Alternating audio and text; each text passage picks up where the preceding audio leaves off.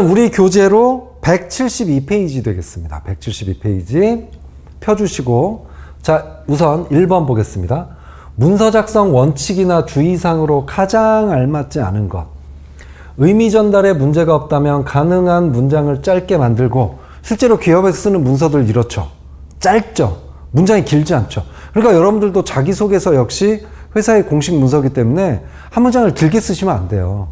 평가자가 여러분들 상사가 되실 분들이라 평가자들이 싫어하죠, 그런 걸. 또 문장 표현에서 미사여구를 자제한다. 이게 뭐냐면 수식어예요, 수식어. 그러니까 기업의 문서는 수식어를 집어넣으시면 안 돼요. 다 구체적으로 숫자 이런 걸 집어넣으셔야 됩니다. 이거 맞는 얘기고요. 우회적인 표현이나 현혹적인 문구는 되도록 쓰지 않도록. 이거 맞아요. 기업의 문서는 팩트만 쓰는 거예요. 문서 의미 전달에 그다지 중요하지 않은 경우는 한자 사용을 자제하고. 이거 조심하세요. 많은 사람들이 기업에서 쓰는 문서는 기성세대들의 주도하는 조직이기 때문에 한자를 많이 쓰겠지 생각을 하는데 한자 자제하는 게 좋습니다. 이거 아주 중요하고요. 사용하더라도 상용 한자의 범위 내에서 사용하는 것이 좋다. 이게 중요해요. 이거 맞는 얘기예요. 그래서 필기 문제가 나올 때 상용 한자 위주로 나오는 거예요. 문서 작성의 이유와 배경을 알 수 있도록 문서의 주요한 내용을 맨 마지막에 쓴다. 말도 안 돼요. 주요한 내용은 처음에 써야 됩니다. 그러니까 정답은 4번. 이거 두 갈식 얘기죠. 그 다음에 문서 내용에 들어가는 금액, 수량, 일자 등은 사소한 부분까지 정확하게 써야 한다. 이거 정말 중요한 내용이죠. 사소한 부분까지. 뭐 다양한 이런 표현 쓰면 안 돼요. 자기소개서도 그러니까 숫자가 많이 나와야 점수가 좋은 거예요. 다음 2번 볼게요. 문서 종류에 따른 문서 작성법 보면 설득력은 기획서 이렇게 반드시 연결해서 우리가 암기를 하셨으면 좋겠습니다. 이런 거에 시간을 많이 들일 필요가 없죠. 그러니까 설득력 기획서하고 5초 내에 치고 넘어가야 돼요. 이런 문제는. 이건 뭐냐면 사실 이 문제를 이렇게 내려고도 했었어요. 다음 중 이 글을 바탕으로 할 때 행동경제학에 대한 내용과 일치하는 것은 뭐 이렇게 내려고 했었는데 그냥 일부러 좀 이렇게 해본 거죠. 형식을 좀 바꿔봤는데 위 글에 따르면 행동경제학은 괄호 이렇게 되어 있으니까 이건 결국 뭐예요? 행동경제학과 일치하는 것만 찾으면 되는 거잖아요. 일단 이 지문을 먼저 보면 행동경제학이란 핵심 문장들을 빨리 좀 파악해 보는 게 좋겠죠. 그래서 여기 지금 뭐라고 되어 있냐면 간단한 변화를 줘서 사람들의 행동을 원하는 방향으로 바꾸는 방법을 연구하는 것도 행동경제학이래요. 그러니까 남성 소변기에 파리 한 마리 그림 그려 있는 게 뭐죠? 우리가 사실 소변을 보다 보면 저도 남성이라서 이렇게 좀 튀게 되잖아요. 그러면 냄새도 나고 청소하시는 분도 불편하고 그러니까 이 튀지 않게 하기 위해서 좀 다가가서 뭐 합시다 이렇게 글로 써놓을 수도 있잖아요. 장황하게. 그런데 행동경제학에 의하면 그러면 사람들이 글 읽는 것도 사실 소변 보면서 누가 이렇게 장황한 글을 읽어보겠어. 그러니까 그러지 말고 거기다 파리 그림을 하나를 해라. 아니면 이쪽에서 우회전을 하셔야 됩니다. 이게 아니라 그냥 화살표 하나만 해놔라. 이런 얘기예요. 그러면 사람들이 행동을 원하는 방향으로 바꿀 수 있도록 할 수가 있다는 거죠. 그러니까 여러분들 이 우측 통행 화살표나 파리 그림은 복잡한 데이터가 아니죠. 아주 간단한 데이터죠. 그러니까 복잡한 데이터 말고 간단한 데이터로 사람을 행동에 영향을 미칠 수 있다를 연구하는 게 행동경제학이래요. 그러면서 일반적인 경제학 있죠. 얘는 인간을 매우 합리적인 존재로 보긴 하는데 그러면서 경제학에서는 뭐라고 그러냐면 일반적인 경제학은 충분한 정보가 제공된다면 인간은 합리적인 선택을 한대요. 그런데 행동경제학에서는 그러니까 일반 경제하고 좀 다르죠. 인간이 합리성에 한계가 있음을 인정해. 그러니까 행동경제학은 인간을 비합리적인 존재로 생각하는 건 아니에요. 근데 합리적인데 합리성에 한계가 있어. 그래서 인간의 비합리적인 행동이 나타날 수 있다고 생각한대요. 그러니까 비합리적인 존재다라고 이렇게 명확하게 단정을 내리는 건 아니야. 합리적이지만 좀 비합리적인 행동도 하는 것 같아라고 생각하는 게 행동경제학이야. 그래서 뭐라고 하냐면 정보의 양이 많다고 좋은 건 아니래요. 왜냐? 오히려 너무 많은 정보나 너무 많은 선택지는 합리적 선택을 방해한대요. 그러니까 이제 이런 걸 하라는 거죠. 많은 정보 하지 말고 파리 그림 하나 그려놓으라는 거죠. 왜? 선택지가 많으면 정확한 판단이 어려워지고 잘못된 선택에 의한 후회를 방지하기 위해 선택을 미루거나 뭐 이런 걸 한대요. 그래서 단순하게 전달할 것을 요구한대요. 뭐 그런 내용이에요. 그러면서 행동경제학에서는 중요한 정보를 효과적으로 전달하는 것이 무엇보다 중요하다고 여기는 거죠. 중요한 정보를 효과적으로. 그래서 여기 밑에 보시면 여기에 대해서도 이 밑에도 행동경제학에 대한 얘기가 나오고 그러는데 결국 행동경제학은 우리가 이렇게 빨리 좀 파악을 해봤어요. 자, 기존 경제학과 다르게 인간을 비합리적인 존재로 규정하나요? 아니죠. 이걸 만약에 빨리 푼다면 사실은 위에 지문 안 읽고 여기부터 가는 거죠. 이렇게 해서 찾아 들어가는 것도 있어요. 그런데 훈련을 할 때는 이런 정도의 문제는 다 한번 읽어보고 전체적으로 이해를 하고 나서 이 선지를 찾아가는 연습도 괜찮을 것 같아요. 그래서 인간을 비합리적인 존재, 그럼 비합리적, 합리적 이런 내용이 나오죠. 비합리적. 보니까 합리성에 한계가 있다. 합리적인데 한계가 있다는 거죠. 그렇다고 해서 비합리적인 존재로 규정하는 건 아니죠. 정보량이 많으면 많을수록 인간의 합리적 선택이 방해받는다고 봅니다. 이 내용이 있었죠. 그죠? 그러니까 파리 그림 2번이네요. 자, 그 다음에 구체적이고 자세한 정보가 전달되면 인간의 행동이 합리적으로 변한다. 이거는 기존 경제학. 맞죠? 그죠? 4번은 효과성을 볼 때 우측통행 화살표는 행동경제학의 위배가 아니라 적극적으로 활용하는 거죠. 그죠? 그 다음에 중요한 것만 단순하게 제공할 때 인간의 비합리적 선택을 막을 수 있다고 주장한다. 이거 아마 헷갈릴 수도 있어요. 그런데 앞에 내용을 보시면 막을 수 있는 게 아니라 뭐라고 그러냐면 제공하는 것이 효과적이다 이렇게 나와 있죠. 전체적으로. 이런 것만 조심하시면 됩니다. 자, 다음은 9번입니다. 자, 이 문제는 최근에 공공기관에서 많이 출제하고 있는 문제 형태죠. 일단 문제가 길어. 그러면 여러분들은 일단 우리는 시간을 좀 줄여야 되잖아요. 그러면 맨 마지막을 한번 보세요. 맨 마지막 문장 먼저 봐. 그래서 이것만 가지고도 문제를 풀 수 있는 경우들이 많아요. 물론 많지 않은 경우는 이 안에 문제를 푸는 중요한 내용들이 있는 경우도 있는데 알고 보면 모듈형 문제의 대부분은 이걸 일부러 늘려놓은 경우들이 많아요. 저도 그런 경우 많아요. 그렇기 때문에 일단 이걸 보고 먼저 봐. 그래서 다음은 P과장이 준 책 내용 일부인데 책을 읽고 K대리가 생각한 마케팅 방법으로 적절한 것만을 고르시오. 사실 이 문제는요, 요거 없어도 돼요. 그러니까 이건 이제 여러분들이 이제 판단하셔야 돼. 자, 그런데 책을 보면 이 지금 지문은 뭐냐면 이거는 비문학 중에 설명문이에요. 여러분, 근데 설명문이 어떤 식으로 구성되어 있는 줄 아세요?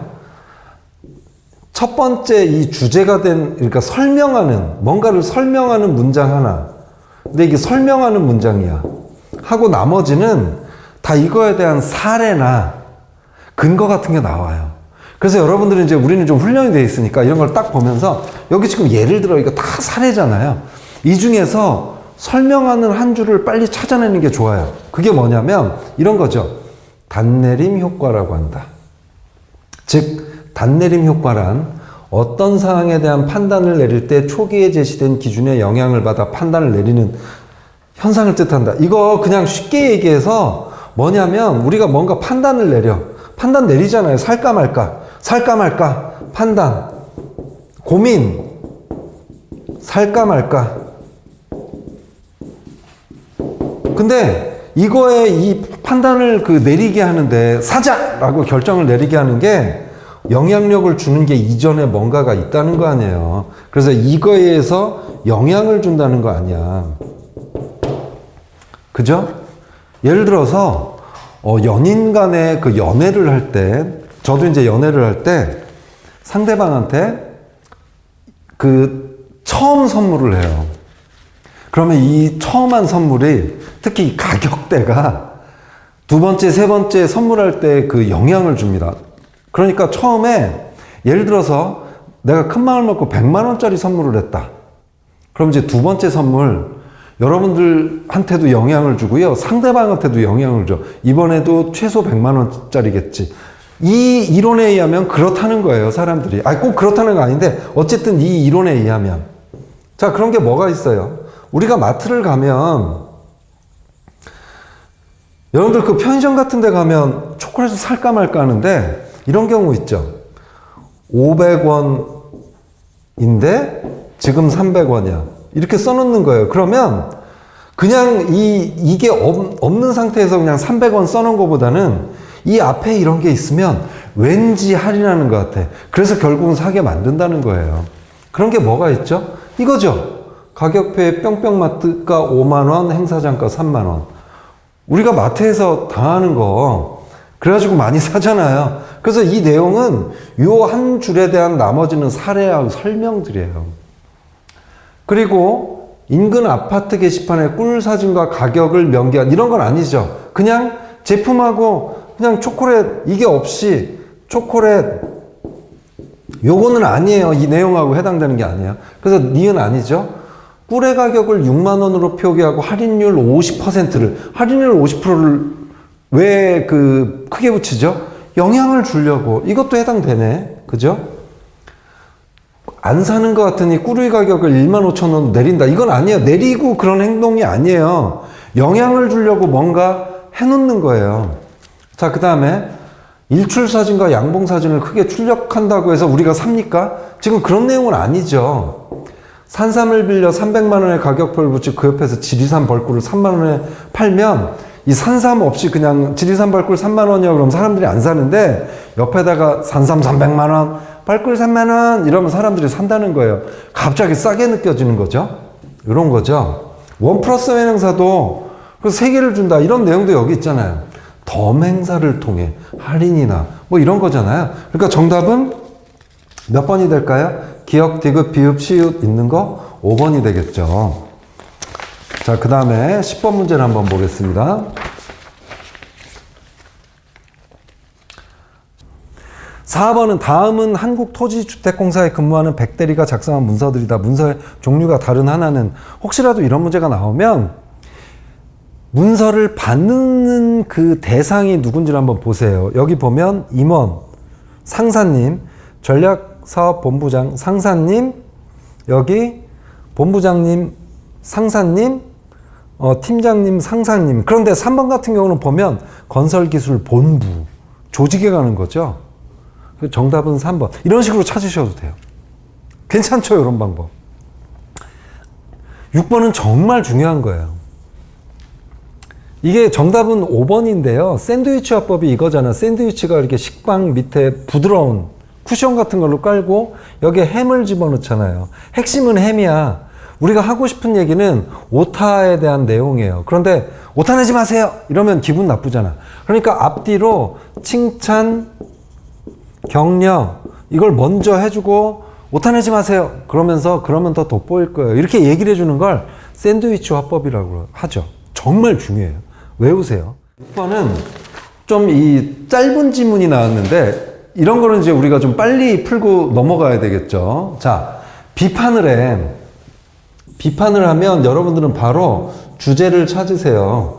여러분들이 주장을 하는 거야. 나는 거기에 대해 찬성해. 그럼 상대방이 나한테 비판할 때 에이 찬성 말도 안 돼. 이거는 비판이 아니죠.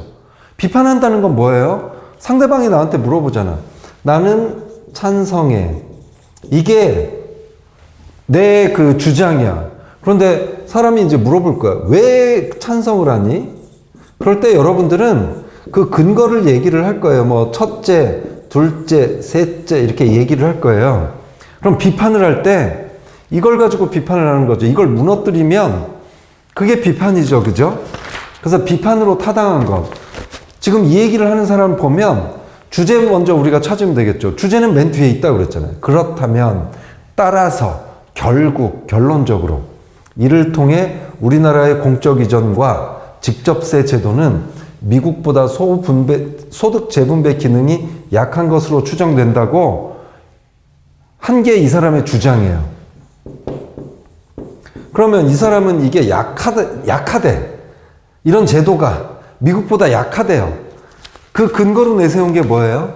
이 사람은 계속 지금 진위계수를 가지고 이 주장의 근거로 삼았잖아요. 그러니까 우리가 비판을 하려고 그러면 야, 너 그래 이 주장한 건 이해는 하지만 네가 근거로 내세운 그 진위계수 있잖아. 그거 문제가 많아. 그럼 꼼짝 못 하겠죠. 그런 게 뭐예요? 진위계수의 문제를 얘기한 거. 그게 뭡니까? 여기 있네. 진위계수는 한계가 있다. 문제가 있다. 이거네요. 이렇게 하면 빨리 찾을 수 있죠. 자, 그 다음 15번은 이제 이런 문제가 아주 계속 많이 나올 거예요. 실제로 기업에서 쓰는 문서인데 회의록은 막내들인 우리가 이제 작성을 하게 되죠. 우리가 회사를 들어가게 되면. 자, 이것도 선지 먼저 보면서 가정의 달 프로모션과 관련된 주요 기념일 고객 참여 현장 이벤트는 뭐 이제 이 이벤트에 대해서 얘기를 하는데 모두 경쟁업체 매장 오픈 전. 그러니까 경쟁업체 매장은 5월 15일이고요. 우리의 행사는 5월 5일, 8일, 15일. 21일도 있네. 이건 안 맞네. 오픈 전. 후회되는 것도 있네요. 그죠? 당일날 되는 것도 있고. 자, 그 다음에 경쟁사 판매 전략 및 입점 브랜드 분석. 요거예요. 협력부서 없어요. 근데 마케팅과 협력한대. 안 맞죠? 윤리경영 조직. 윤리경영 조직이 어딨나요? 여기는 협력업체 담당자도 있는데 내부 임직원들로 구성될 것이다. 안 맞죠? 그 다음에 4분의 1분기 매출보고 회의. 어디 있어요? 쭉 이렇게 보면 여기 있네요. 이게 5월 1일이래. 자, 4월 21일이 화요일이면 5월 1일은 무슨 요일인가요? 이거는 잘 떠오르지 않을 때가 있어요. 그러면 4월 28일도 화요일이고 그 다음에 4월은 30일까지 있잖아요. 그러니까 29, 30, 5월 1일 화, 수, 목, 금 5월 1일은 금요일이네요. 금요일. 근데 목요일이라고 돼 있어요. 정답은 벌써 5번이겠지. 다음 주 부서 주간 회의는 언제 한대요? 매주 월요일. 28일이 화요일이니까 월요일은 27일. 27일 10시 이렇게 돼 있네요. 정답은 5번입니다. 그 다음에 2번도 마찬가지죠. 지금 두 개가 나왔잖아요. 비누 한 개와 치약 세트. 비누를 X, 치약을 Y라고만 놓으면 다 되는 문제. 그래서 X 더하기 Y를 했더니 가격이 이제 이건 가격이잖아요. X 28,000원이래요. 28,000원.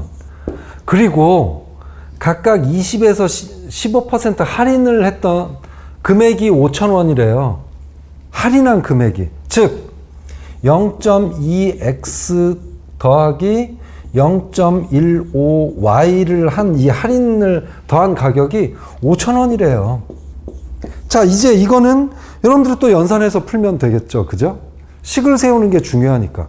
여기서부터 속도하는 건, 속도를 빠르게 하는 건 여러분들 이제 평소 훈련인 것 같아요. 그러니까 앞에 그 계산 능력 강화 훈련을 열심히 하신 분들은 이후에 금방금방 하실 거예요. 그러니까 요거는 정답이 2번이 되죠. 16,000원, 12,000원 이렇게 나올 겁니다. 그 다음에 또 많이 나오는 문제 중에 하나가 또 가위바위보 하는 거잖아요. 그래서 이기면 2칸 올라가고 2계단씩 올라가고 진 사람은 1계단씩 내려간대요.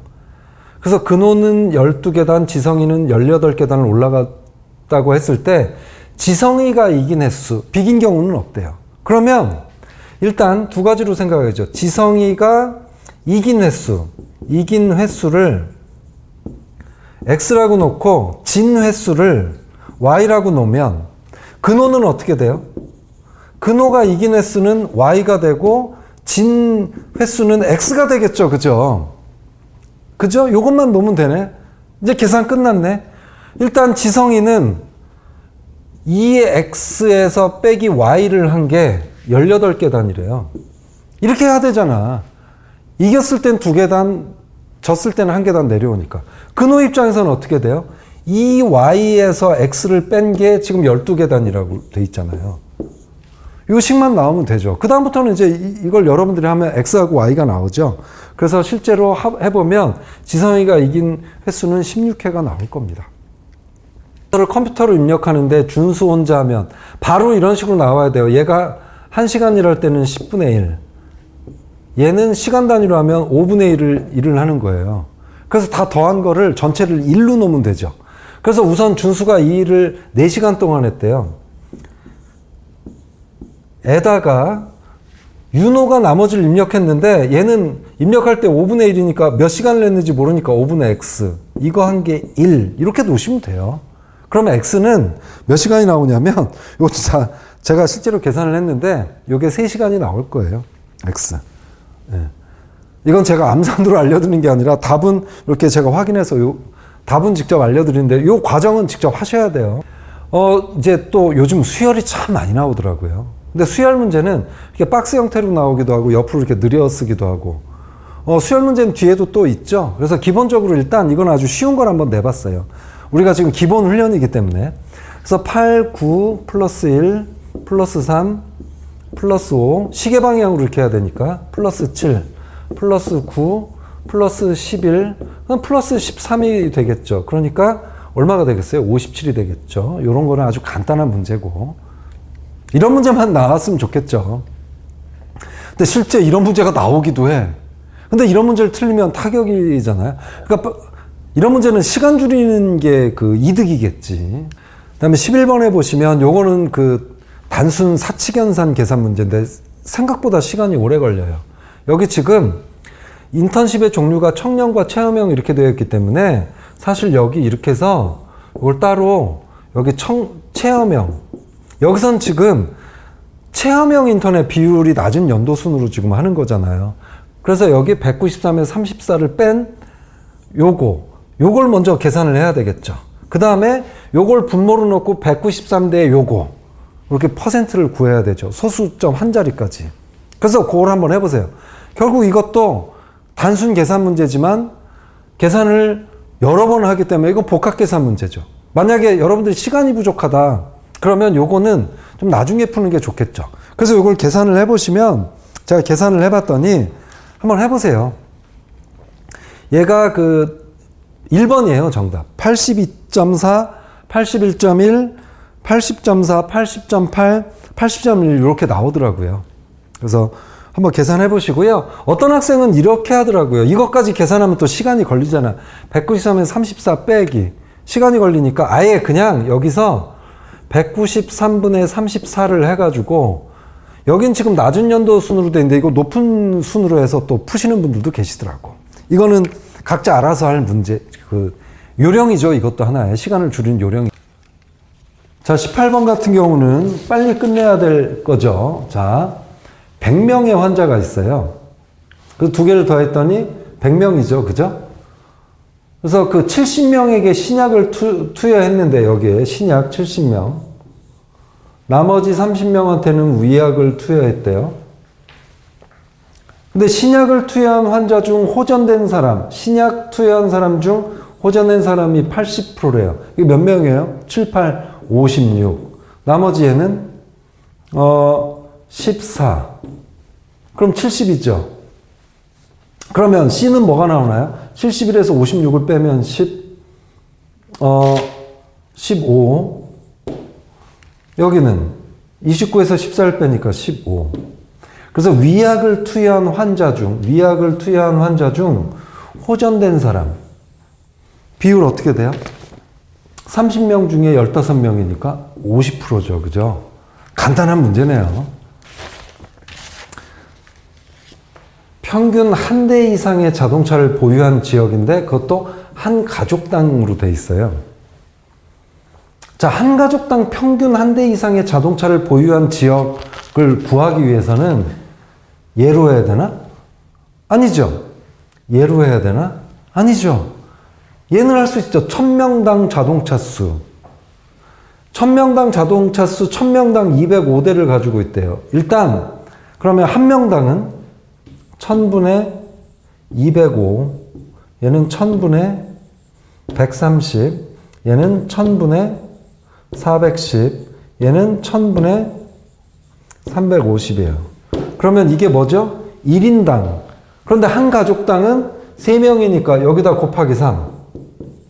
여기도 3, 여기도 3, 3을 했을 때 한 대 이상의 자동차를 보유. 205 곱하기 3이 1000이 넘습니까? 130 곱하기 3이 1000이 넘나요? 근데 얘는 넘죠. 1200. 4, 3. 그러니까 얘죠. 그러니까 1이 넘는 거를 좀 찾아야 되죠. 그러니까 C하고 D지요. 이렇게 하시면 됩니다. 어려울 건 없어요. 자, 그 다음에 29.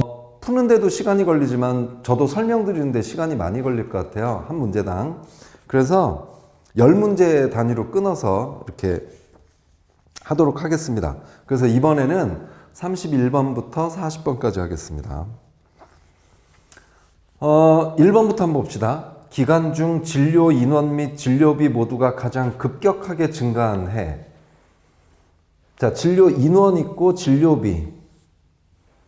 진료비는 전체로 보면 되겠네요. 일단 진료 환자 수 한번 볼까요? 요렇게 100 단위로 늘어난 건 아니고요. 여기도 한 99 정도 늘어난 거죠. 아니, 100 조금 넘었네요. 그죠? 여기도 100 조금 넘었는데 여기는 거의 200 단위로 늘었어요. 그러니까 이전에 비해서 상대적으로 좀 급격하다고 볼 수가 있죠. 여기도 보면 232에서 245, 245에서 270, 요 단위에서만 지금 바뀌고 있죠. 그리고 여기서 298인데 여기서 갑자기 37,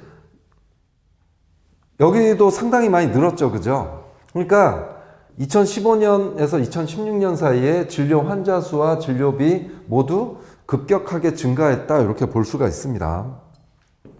자, 그 다음에 진료받은 인원을 한번 볼게요. 진료받은 인원을 한번 보면, 인원을 보면 2016년 177 요거 맞죠?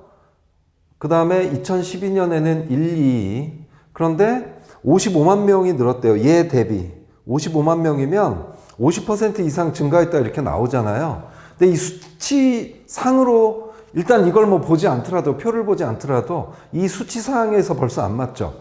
122만 명의 50%면 60만이 넘어야 되잖아요. 그런데 55만 명이면 50%가 안 되죠. 그러니까 바로 정답이 2번 나오죠. 3번은 이거 대비 요게 60%라는 얘기죠. 그리고 실제로 표에서 찾아보면 이 수치 맞아요. 그러니까 2327하고 60 이걸 곱하는 게 훨씬 낫죠. 그래서 2327에 1418이면 자 60%를 23하고 6을 해보면 23은 63, 18, 16, 12, 138인데 벌써 1418이 넘어가니까 이것만 가지고도 60% 이상이구나 이렇게 알 수가 있죠. 그죠? 그 다음에 2016년 전체 진료비 중 약국 진료비의 비중, 약국이 요거죠. 258. 그리고 전체 진료비 중 374. 이것도 374분의 258 하면 60% 374에 6을 한번 해볼까요? 6, 7, 42, 3, 6, 18, 2, 2가 60%인데 분자가 지금 2, 5가 돼 있으니까 이것도 마찬가지로 60% 훨씬 넘는 거 알 수가 있겠죠. 자, 그 다음에 전체 진료비를 인원으로 나눈 거. 이거는 이 얘기잖아요. 1, 7, 7, 8 하고 3, 7, 4, 5, 4, 5. 이 나눴을 때 약 21만 원이다. 이것도 계산해 보시면 그렇게 나오실 거예요. 그런데 이거를 시간이 부족해서 이제 이런 식으로 하는 경우도 있죠. 여기서 한번 반올림을 해볼까? 그러면 이렇게 되겠죠. 3, 7, 4, 5에 얘는 여기서 한번 반올림을 한번 해볼까? 여기서 그럼 18 이렇게 하면 실제 계산을 해보면 208점 얼마가 나와요. 그러니까 약 요거 21만 원 거의 비슷하죠. 약이라는 게 있으니까 뭐 이런 식으로 하셔도 될 거예요. 추정치로. 2번 문제 보시면 이제 수학 분석에 대해서 많이 나오는데 이거는 이제 정답이 2번인데 이런 거 아예 외워두셔야죠. SO 전략은 공격적 전략 맞고요. WO 전략은 국면 전략. 근데 방어적 전략은 이건 뭐죠? WT예요. ST 전략은 다각화 전략입니다. 그래서 완전히 그냥 머릿속에 넣어 놓으시고 바로바로 이렇게 이런 문제는 빨리 풀고 넘어가셨으면 좋겠습니다. 5번 보면 해결해야 될 문제 해결 절차가 있어요. 절차 뭐뭐 있죠? 5가지 있잖아요. 문제 처리 능력에 보면 이것도 그 순서와 밑에 있는 설명들을 외우셔야 되거든요. 5가지 있잖아요. 처음에 문제인식부터 시작을 해서. 근데 그 중에서 해결 절차 중 선정된 문제를 분석해요. 해결해야 할 것이 무엇인지. 이게 뭐예요? 문제를 도출해내는 거잖아요. 야, 우리가 해결해야 될 게 뭐지? 그럼 문제를 한번 도출해볼까? 해결할 문제들. 이것도 있고 저것도 있고. 이런 식으로 상식적으로 생각을 하셔도 문제 충분히 풀 수 있습니다. 그래서 문제 도출 단계. 그래서 이 5가지가 절차에 들어가는 거잖아요. 순서도 외워야 되고. 이거 다시 복습하세요. 정말 중요한 문제. 다 중요한가? 그죠? 6번은 러시아의 알트슐러라는 천재과학자가 있는데 이 사람이 그 인류가 발명한 수백만 건의 발명 그 특허를 낸 사례, 하나의 빅데이터잖아요. 여기서 패턴을 찾은 거예요. 저도 여러분들한테 엄청나게 많은 그 문제의 빅데이터에서 7가지 패턴을 찾아드렸잖아요. 그런 것처럼 이 사람도 패턴을 한 40가지를 찾아냈어. 발명 원리를.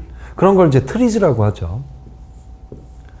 트리즈 기법에 대해서는 요즘은 이렇게 단편적으로 지식을 묻는 이런 문제는 잘 나오진 않는데 어쨌든 알아두세요.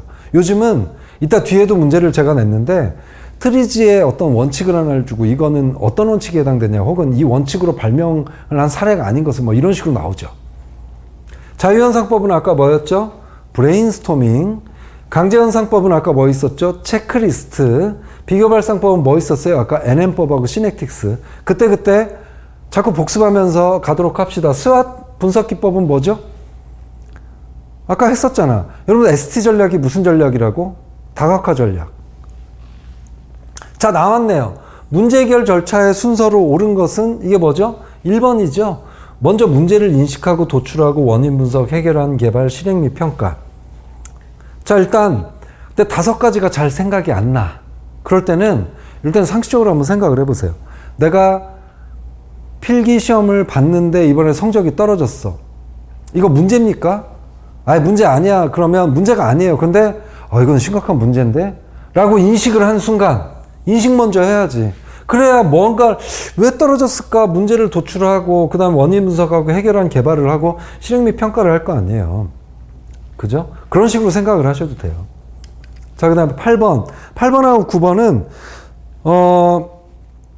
특히 이게 그 뒷부분에 문제 처리 능력에 나오는 양식들인데 그 앞에 이론 부분을 살펴보시면 양식을 제가 좀 몇 개를 넣어놨어요. 뒷부분에 보시면.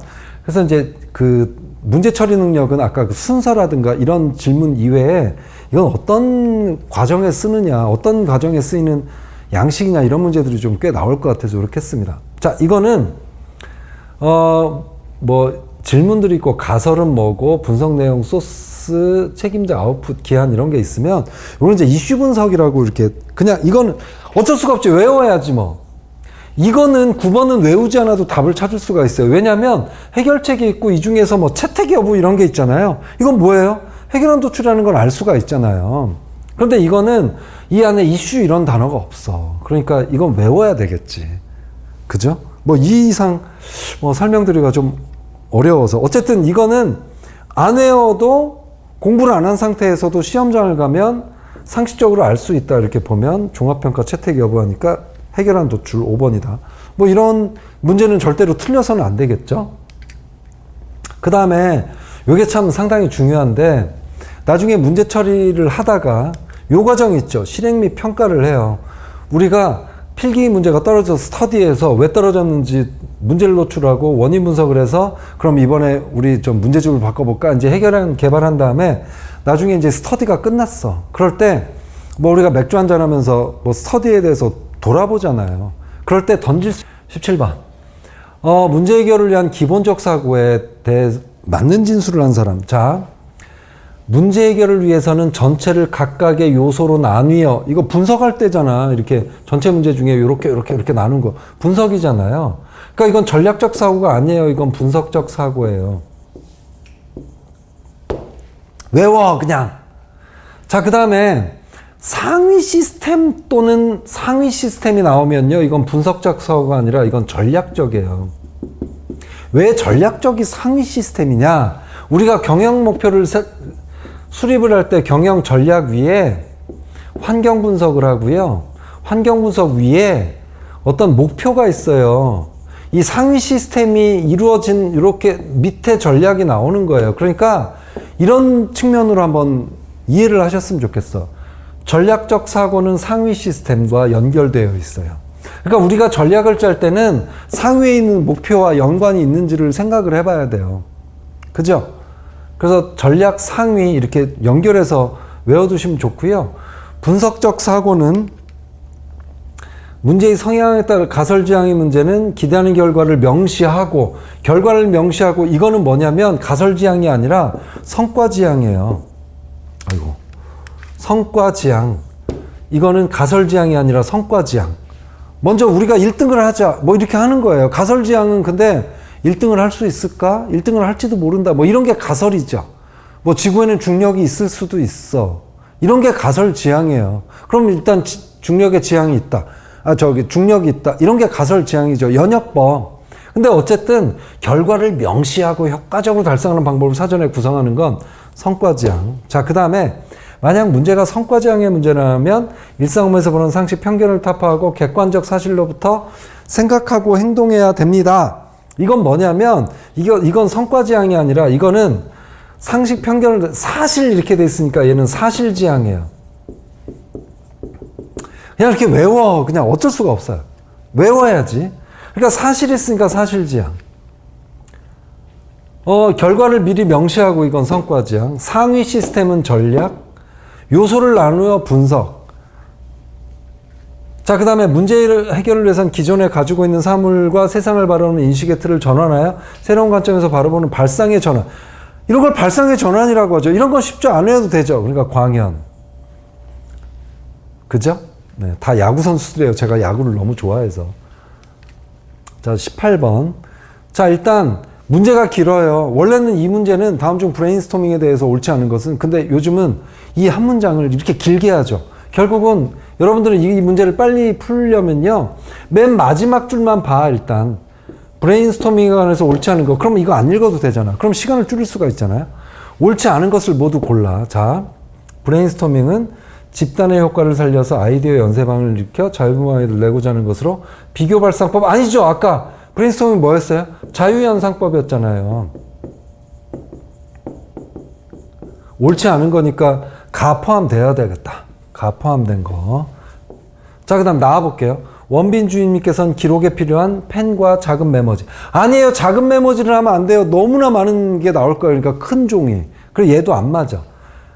펜은 맞아. 작은 메모지 안 맞아. 큰 종이. 그러니까 나도 들어가야 돼. 나는 다 들어가 있네. 그죠? 그 다음에 다 한번 봅시다. 최대한 많은 의견 나올수록 좋으니 질보다 양이라는 원칙하에 진행하도록 하겠습니다. 이건 맞아요. 그러니까 다는 빠져야 돼. 다 들어간 거 빠져. 그럼 벌써 정답 3번 나왔어요. 밑에 안 보고도. 시험장에 가서는 이런 식으로 해서 시간을 좀 줄이셨으면 좋겠습니다. 다 볼까요? 다 했지. 라 볼까요? 제시된 의견에 대해서는 즉각적인 평가를 통해, 브레인스토밍은 평가하는 거 아니에요. 마 볼까요? 제시해 주신 아이디어들은 조합이나 결합 등은 지향을 해야죠. 지향. 근데 지향이 아니죠. 지향은 안 하겠다는 거 아니야. 그래서 마도 안 맞죠. 그러니까 정답은 벌써 나오죠. 그죠? 4번하고 5번이 있는데, 자, 이거는 이런 식으로 해서 좀 계산을 시키는 문제가 좀 많이 나오죠. 그래서 일단 여러분들은 이걸 보고 여기에 그 연구 모임 지원 계획에 해당되는 거를 표로 직접 그려서, 그러니까 그 추론 문제는 실제로 시험장 가면 막 우리 마음을 바쁘게 하죠. 막 이렇게 막 그리고 표 그리고 막 이래야 되니까. 이런 내용을 또 숫자를 집어넣고 해야 되니까. 그래서 정리를 하면 이제 이런 식으로 되죠. 이런 표를 그려야 되죠. 자, 상품 개발 여부에 따라서 여기 보면 상품 개발을 위한 모임의 경우는 2,000원을 지원한대요. A하고 D 2,000원씩. 맞죠? 그리고 나머지는 한 모임당 1,500원을 기본으로 해. 1,500, 1,500, 1,500. 그 다음에 연구계획 사전평가 결과에 따라 상등급은 1인당 뭐 이렇게, 중은 1000 뭐 이렇게, 하는 요렇게. 그래서 연구계획 사전평가 결과는 여기에 하고 요 구성원 수를 곱해야 되죠. 그러니까 여기는 1, 2니까 5명하고 하면 600. 그 다음에 여긴 중, 10인데 6명이니까 600. 다 이런 식으로 해서 이렇게 정리를 한 거예요. 그 다음에 협업 인정 여부를 보면, 이 두 가지 지원금 얘랑 얘를 더한 거에 30%를 별도로 지원을 한대요. 그러니까 협업 인정 여부는 A하고 또 C야. 그러니까 이거 더한 거에 30%를 이렇게 한 거죠. 그래서 쭉 토탈을 내보면 이렇게 나와요. 그런데 4번 같은 경우는요, 총 지원금의 규모가 4번째로 많은 모임이야. 밑에서 두 번째야. 그렇기 때문에 실제로 이것까지 안 더하고 이 토탈을 안 내도, 이것까지 더한 토탈을 안 내도 얘들 들어간 이 A하고 C가 밑에서 위에서 4번째, 그러니까 밑에서 2번째가 될 리는 없잖아요. 플러스 뭐가 되니까. 그래서 일단 A하고 C를 빼고 나머지 B, D, E 중에서 요 두 가지만 더해가지고 밑에서 4번째, 위에서 4번째 4등에 해당되는 걸 고르면 굳이 요거까지 다 계산 안 해도 돼요. 그래서 요걸 보면 정답이 4번째니까 얘랑 더하면 2130이고, 얘보다 작은 데가 얘네요. 그죠? 그러니까 얘네 2네. 그죠? 그 다음에 협업 인정 여부를 평가 기준에 제외한다면 가장 많은 지원금을 받는 거는 당연히 2600하고 2700 D가 되겠네요. 그죠? 그러니까 이렇게 해서라도 좀 시간을 줄이셨으면 좋겠습니다. 그러니까 많은 문제를 자꾸 풀다 보면 이 과정에서 스스로 생각을 하게 만들 거예요. 여러분들 두뇌가 이거 굳이 여기다 이렇게 더하느라고 뭐 한 3, 4초 정도는 되겠지만 요 시간 줄이는 것만 해도 얼마나 되겠습니까? 그러니까 스스로 이렇게 될 거야. 믿어. 그 다음에 6번하고 7번 문제가 약간은 좀 어려우셨을 수도 있어요. 자, 일단 10kg 단위로만 생산돼서 뭐 327 그러면 7을 빼는 거야. 그래가지고 320kg 뭐 이런 식으로 생산을 한다는 거죠. 그 다음에 이제 가격이 나오고 키로당 가격이 나오고 요렇게 가지고 있대요. 보유를 하고 있는데 이걸 가지고 요렇게 A하고 B를 해서 뭔가를 만들었대요. 쪼개서. 이건 뭐죠? 비율이에요. 이런 거 조심하셔야 돼. 이게 무게가 아니야. 그 다음에 일단 A를 300kg 생산한 상태래요. 뭐 추가 구입도 안 하고. 그래서 이럴 경우, 이런 배합 비율을 만족하는 경우에만 제품이 될 수 있어요. 그러니까 A에는 반드시 구리 60%, 철 5%, 아연 20%, 망간 10%가 들어가 있어야 돼. B에는 마찬가지로 구리 80%, 주석 5%, 아연 15%가 꼭 들어가 있어야 돼. 이런 내용이죠. 그러면 일단 이건 퍼센트로 되어 있으니까 실제로 몇 킬로가 쓰여졌는지를 표로 다시 정리를 해야 돼요.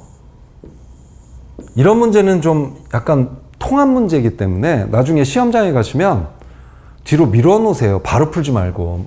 마음이 쫓겨서 잘 안 돼. 그래서 표는 이런 식으로 그리면 될 것 같아요. 구리, 철, 주석, 아연, 망간. 이렇게 구리, 철, 주석, 아연, 망간인데 우리는 뭐를 위한 표를 지금 그린 거죠? 실제 사용된 그 무게를 이제 살펴보려고. 그래서 이제 A, B 이렇게 쓰시고요. 자, 일단 A는 300kg를 만들었대요. 근데 구리가 지금 이 회사가 가지고 게 710, 그 다음에 15, 그 다음에 주석 33, 그 다음에 아연 155, 그 다음 망간 30이야. 그죠? 자, 그러면 이 300kg 중에 구리가 지금 몇 킬로 들어있어요? 300 중에 60%니까. 구리는 180 쓴 거예요. 이건 무게야. 그 다음에 철 5, 300kg 중에 5% 들어있어. 15 쓴 거예요. 그 다음에 주석은 안 썼어요. 그 다음에 아연은 25%를 300kg 중에 25%면 75. 이만큼 쓴 거예요. 망간은 10%를 쓴 거예요. 300kg 중에 10. 그러니까 30이죠. 그럼 일단 여기는 이제 나머지. 이 나머지가 뭐예요? 이 나머지 가지고 이제 B를 만드는 거예요, 합금을. 그럼 얼마 남아있어요? 710에서 180을 썼으니까 530 남아있고요. 얘는 다 썼죠? 얘는 33 그대로 남아있죠? 얘는 80 남아있죠? 얘는 다 썼죠? 자, 그래가지고 이제 B를 얼마나 생산할 수 있는지를 봐야 돼요. 즉, 판매하여 최대 금액을 얻을 경우는 결국 A를 300을 생산한 상태에서 B를 이 나머지 이거 가지고 B의 무게를 제일 높게 생산을 하면 최대 금액이 되겠지, 팔아서. 그러니까 결국 얘들을 다 더하면 몇이에요? 다 더하면 얼마죠? 563에 80을 하면 643이에요. 맞습니까? 맞죠? 그러면 이 자체가 제품이 되려고 그러면 3을 날려야 돼. 왜 그러냐면 10kg 단위로만 생산된다며. 그래서 어쨌든 이 나머지 가지고 최대한 만들 수 있는 무게는 어쨌든 그게 실제로 이렇게 될지 모르겠지만 640이라고 한번 생각을 해봐요. 게다가 우리는 기대해야 돼. 우리는 이 문제를 빨리 풀고 넘어가야 되기 때문에 뭘 기도해야 되지?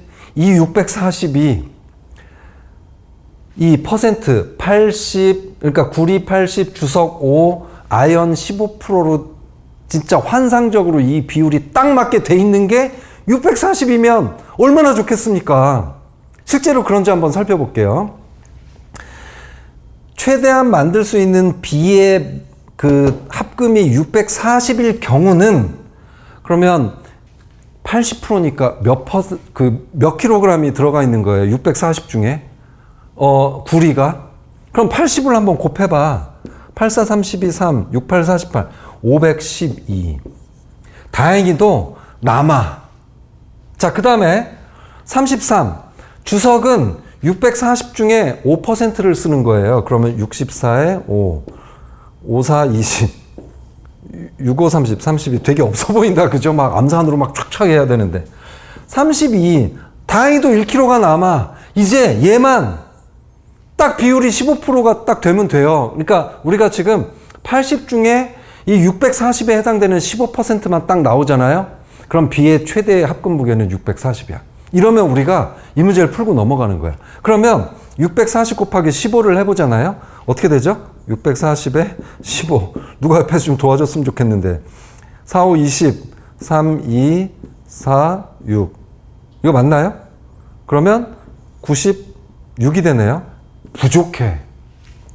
얘가 만약에 실제로 96kg가 실제로 남아있었다고 하잖아요. 남아있었다 그러면 이 비율대로 640을 만들 수가 있는 거였어. 그럼 우리가 이제 빨리 끝내고 집에 갈 수 있는 거였는데 아쉽게도 640을 생각을 해서 이 비율을 생각을 해보니까 얘가 부족해. 이 얘기는 무슨 얘기예요? 만약에 얘가 이 남아있는 80kg이 이 실제로 15%에 해당되는 그 합금의 무게가 최대가 나온다는 얘기죠. 얘 때문에 지금 640이 안 나왔잖아. 결국 관건은 얘야. 얘가 부족해서 640이 안 나왔잖아. 이 얘기는 뭐냐면 이 80이 15%가 꽉 찰 때만이 이 합금의 무게는 최대가 되죠. 그죠? 맞죠? 그러면 이걸 비율로 한번 따져봐. 80kg이 15%야. 그러면 몇 킬로그램일 때 100%가 되느냐. 요거 따져보면 되죠. 그러니까 요렇게 곱하고 요렇게 곱하잖아요. 그러면 8,000 나누기 15x가 되겠네. 15x는 8,000 해가지고 저 x가 얼마가 나오냐면 또 없어 보이는 계산을 제가 물론 여러분들도 이렇게 해야 되잖아요. 이게 암산 쉽지가 않더라고. 75 해서 53. 그래서 53점 뭐뭐뭐뭐. 즉 얘가 이 몸무게가 100%일 때가 533점 얼마 되는 게 최대 무게예요. 얘가 이 80 있는 상황에서 얘를 15%로 맞춘 상황이 이 합금의 최대가 된다고. 그렇지만 우리는 이게 최대예요. 이 비율을 남은 금속 가지고 이 비율대로 만든 최대의 무게가. 지금 우리가 이거 하려고 제가 또 이 없어 보이는 계산까지 한 거잖아요. 자, 그러면 533을 그대로 시장에 팔 수 있어요? 얘들은 10kg 단위로만 생산한다며. 그러니까 530. 그래서 두 개를 더하면 830. 이렇게 되는 거예요. 이해하셨나요? 물론 이거를 또 어떤 분들은 좀 다르게 풀이하는 경우도 있더라고요. 근데 어쨌든 저는 뭐 이런 방식으로 했으니까 여러분들도 제 풀이를 보고 또 뭐 더 좋은 방법이 있다 그러면 저한테 좀 알려주세요. 자, 이제는 11번부터 20번까지 해보도록 하겠습니다. 자, 이 문제는 저 피셋에 실제로 출제됐던 문제인데 약간은 좀 변형을 했습니다. 근데 이런 문제가 실제 나올지는 모르겠어요. 워낙 시간이 오래 걸려. 그래서 일단 두뇌 훈련용으로 한번 해보시라고 제가 이렇게 여기에 포함을 시켰습니다. 문제 70문제 중에.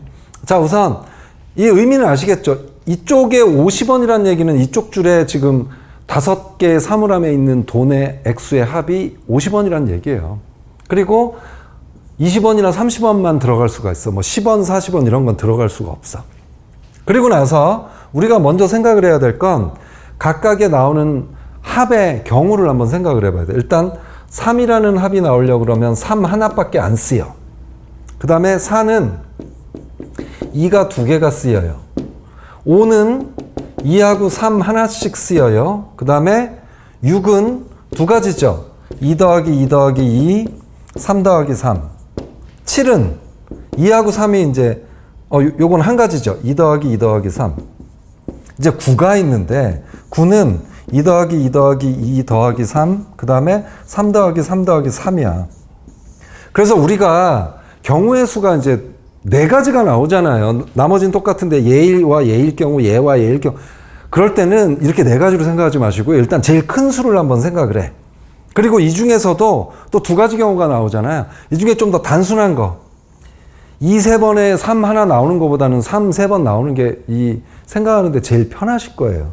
자, 그러면 여기에 지금 2가 들어있고 여기에 지금 3이 들어있다고 이렇게 돼 있잖아요. 그죠? 자, 이럴 때 이 상태에서 하나씩 한번 생각을 해보는 거예요. 자, 일단 여기 요 합을 생각을 하면 이 위에 지금 뭐 하나 필요하죠? 여기 지금 3이 있으니까 2가 하나 필요한 거예요. 여기 2 못 오죠? 그 다음에 여기 2가 오면 되겠어요? 안 되겠어요? 안 되죠? 그럼 합이 여기가 2가 오면 이쪽 합이 지금 4가 돼버려요. 여기가 5가 돼야 되는데. 그래서 여기도 못 와요. 9, 2 못 오죠? 그래서 여기 지금 하나 확정됐어요. 됐죠? 또 5를 이쪽으로 한번 봅시다. 이쪽에 또 2 하나 나와야 돼. 여기 2 못 나오고요. 자, 여기 2 못 오죠? 그럼 여기가 2가 오면 이쪽이 5가 안 되니까. 여기 안 되고요. 그럼 일단 2개 2가 올 수 있고요. 그 다음에 이쪽 위를 봅시다. 여기는 2가 있으니까 3이 나와야 돼. 무조건 3. 근데 3이 안 나오는 경우는 여기는 다 3 나올 수 있겠다. 그 다음에 40원을 한번 볼게요. 40원은 위에 이 2개만 있으면 되잖아요. 그래서 2가 안 나오는 곳은 얘하고 얘. 그리고 여기 보니까 9가 이제 이렇게 채워지는 거예요. 이렇게 3, 3, 3. 맞습니까? 그 다음에 우리가 또 생각을 해야 될 경우는 이쪽으로 지금 3 하나가 필요하죠. 3. 3이 필요하고 여기는 그러니까 3이 못 오고 그죠? 4니까. 그럼 여기에 2 벌써 2개 들어왔네요. 그러면 이쪽 하나씩 이렇게 채워지죠. 이쪽 이렇고 여기 지금 5 완성됐고 여기 이제 이 중에 그래서 요거 남아요. 요렇게 남거든요. 그 다음에 이제 어떻게 생각을 해야 되냐면 9를 생각해보면 이쪽 줄에 지금 3 2개 필요하잖아요. 그러니까 우선 여기 3, 3 해보는 거예요. 요렇게. 그러면 여기가 0이 되겠죠? 그럼 이쪽 줄에 여기가 3이 되겠죠? 그러면 이쪽에 6이니까 여기가 00이 되겠죠? 맞습니까? 그리고 한번 2가 지금 4개가 있다 그러니까 2를 세보는 거예요. 하나, 둘, 셋, 넷. 맞네요? 이제 문제가 뭐야? 하나도 들어있지 않는 0의 개수만 세면 되겠네요. 하나, 둘, 셋, 넷, 다섯, 여섯, 일곱, 여덟, 아홉, 열, 열하나, 열둘, 열세, 14개 이렇게 되겠습니다.